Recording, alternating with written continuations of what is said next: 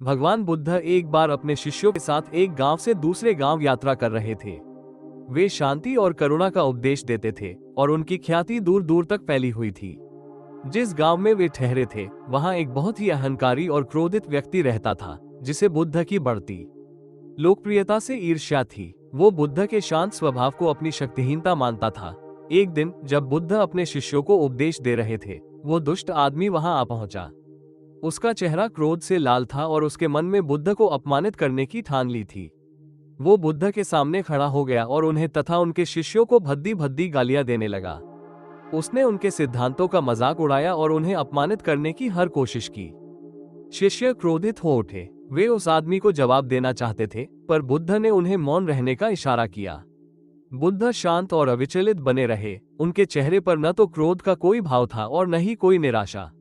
वे बस उस आदमी को सुनते रहे, जैसे कि वो कोई कहानी सुना रहा हो। जब वो आदमी अपनी सारी गालियां और अपमानजनक शब्द बोल चुका और थककर शांत हुआ, तो बुद्ध ने अपनी आंखें खोली और अत्यंत शांत स्वर में पूछा, भाई, यदि कोई व्यक्ति किसी को उपहार देता है और दूसरा व्यक्ति उस उपहार को स्वीकार न करे, तो वो उपहार किसका रहता है?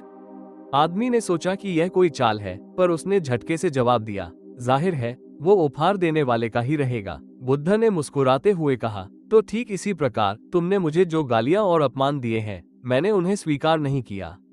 वे तुम्हारे ही पास रहते हैं। बुद्ध के ये शब्द उस आदमी के लिए तलवार के समान थे। उसे एहसास हुआ कि उसका सारा क्रोध और जहर उसी के भीतर लौट आया है। बुद्ध की शांति और मौन प्रतिक्रिया ने उसके सारे प्रयासों को व्यर्थ कर दिया था। उसका क्रोध बुद्ध को छू भी नहीं पाया, बल्कि उसी को जला रहा था। उस आदमी को अपने कृत्य पर गहरा पछतावा हुआ।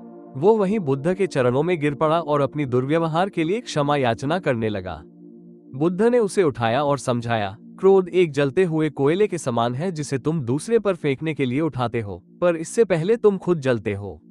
जब तुम किसी के क्रोध को स्वीकार नहीं करते, तो वह क्रोध उसी के पास लौट जाता है जिसने उसे उत्पन्न किया है।